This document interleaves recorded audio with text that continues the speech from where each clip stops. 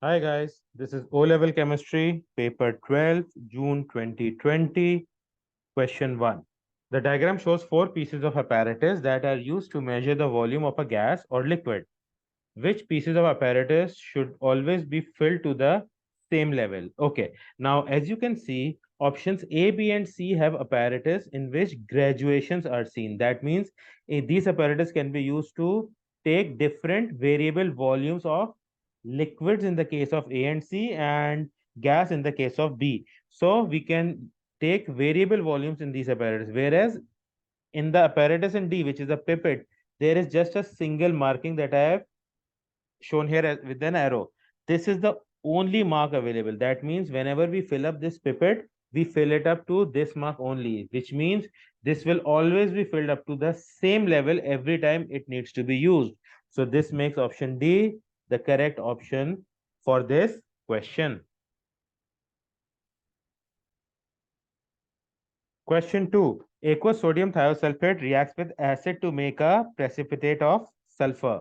And the equation is given here. We can see that sulfur solid is formed as a product. A student investigates the effect of temperature on the rate of this reaction. The student places a piece of paper with a cross on it below the reaction mixture as shown in the diagram. Okay, the X. And next, measures the time taken for the cross to no longer be seen. Okay, the time taken for the cross to disappear. And third, repeats the reaction at different temperatures. So it will take different times for the X to disappear. So we would need to measure the time as well. Okay, which apparatus is needed for this investigation? A wing balance? No, we don't need a wing balance. We are not measuring any mass. A pipette?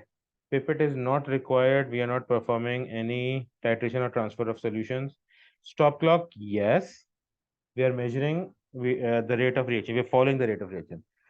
B has a balance again, so no. Stop clock, yes. Since we are changing the temperature, thermometer, yes. C, burette. Burette is not required again because we are not transferring any solution or performing a titration. Next is a gas syringe. There is no gas involved. And then thermometer, yes. So the last one, measuring cylinder to measure the volume of HCl and Na2S2O3, sodium thiosulfate. Stop clock to notice the time and thermometer to notice the temperature. Therefore, option D is the correct option for this question. Question 3. A paper chromatography experiment is carried out to find an RF value for Fe3 positive aqueous. The result is shown. Okay. Which row correctly completes gaps 1 and 2?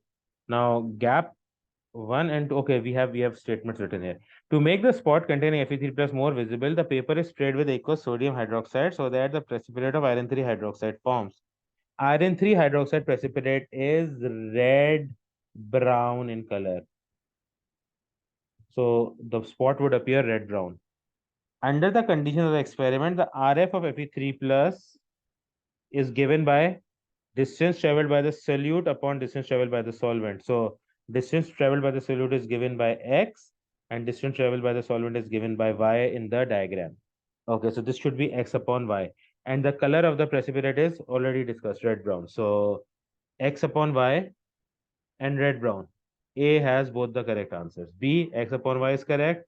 Color is wrong, green. C has Y upon X, which is wrong. Color is right, red brown. And D has both uh, blanks as wrongly quoted here. So option A is the correct option for this question. Question 4. The diagram shows two experiments. In experiment 1, aluminum ions are present. There is no precipitate. Adding a few drops of NaOH produces a precipitate, and adding it in excess is a question mark. Adding it in excess, the precipitate dissolves. So it should be cross. So experiment 1 should have crosses. So C and D are correct. A and B are wrong. And then experiment 2 has copper ions. So no precipitate. Few drops of NaOH, precipitate formed. Yes. Add excess of NaOH. Nothing should happen. Precipitate remains. So these should be ticks. So C has a tick, which is correct. D has a cross, which is wrong, making option C the correct option for this question. Question 5. Which methods of separation require a change of state from liquid to gas? Paper chromatography? No. Crystallization? Yes, because the water needs to evaporate.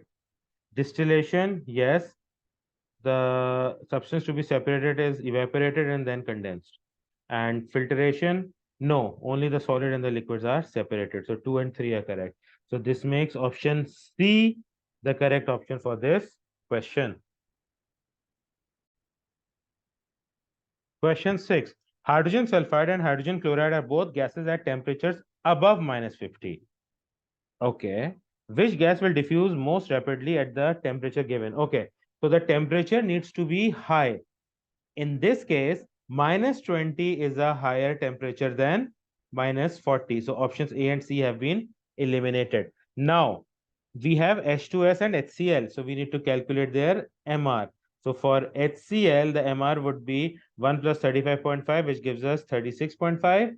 And for H2S, the MR would be 2 plus 32, which gives us 34. Now, the lesser the mass, the greater the diffusion.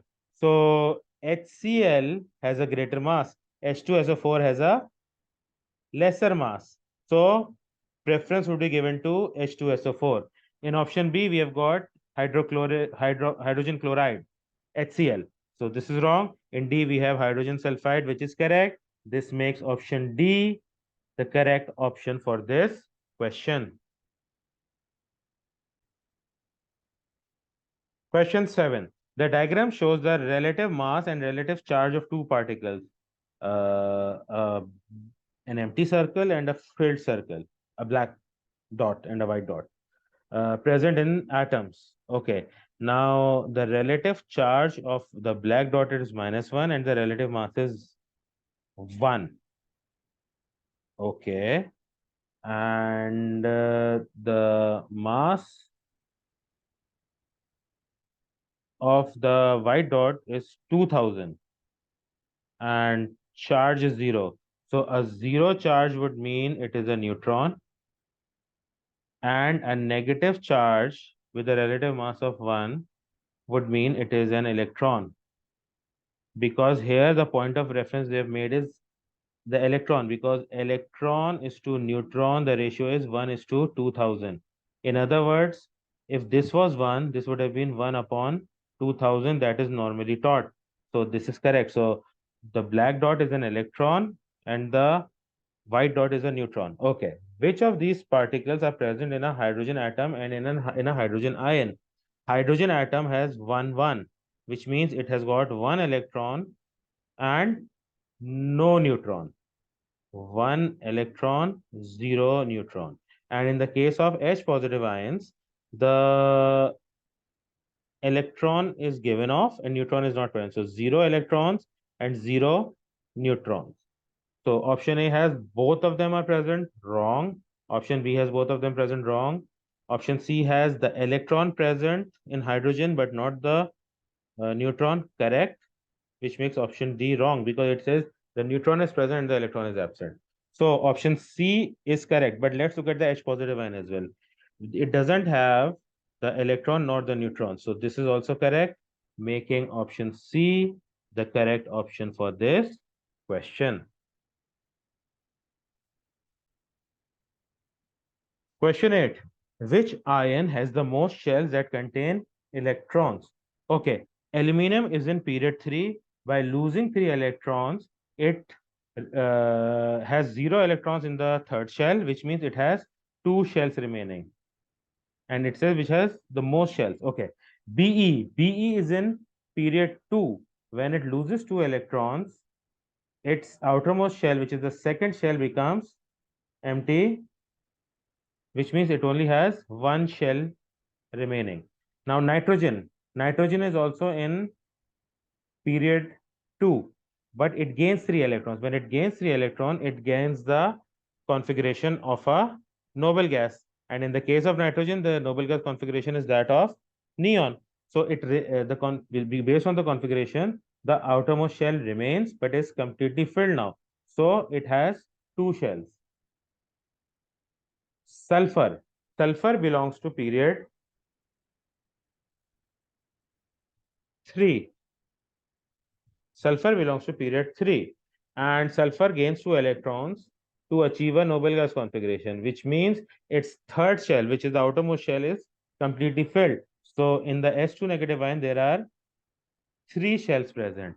And the question asks us which ion has the most shells that contain electrons. So the option that is correct for this question is option D. Question 9. Which substance conducts electricity both when solid and when molten? So a metal. Okay, so options we have an alloy. An alloy is a metal. Like for example, brass is an alloy of copper and zinc. Both of them are metals. Okay, hydrocarbon. A hydrocarbon does not conduct electricity whether it is solid or molten or liquid rather. Okay, a metal oxide. A metal oxide is an ionic compound. An ionic compound will not conduct electricity in the solid state, but will conduct electricity in the molten state. So this is not the option. And a salt, if it is an ionic salt, the same thing as a metal oxide. It will conduct in the molten or aqueous state, but will not conduct in the solid state. So an alloy of metals will conduct electricity both in the solid and the molten state, making option A the correct option for this question. Question 10. When they react together, which pair of elements form an ionic compound? Carbon and hydrogen. Carbon and hydrogen react to form a compound, example, methane. This is covalent. Hydrogen and chlorine forms HCl, which is also covalent. Lithium and oxygen forms Li2O. Li has a Li has a positive charge, so there are two lithium ions, and oxygen has a two negative charge. So this is basically an ionic salt that has formed. So this is an ionic compound. And sulfur and oxygen produces SO2 or SO3, whatever. All of them are covalent in nature. So this makes option C the correct option for this question.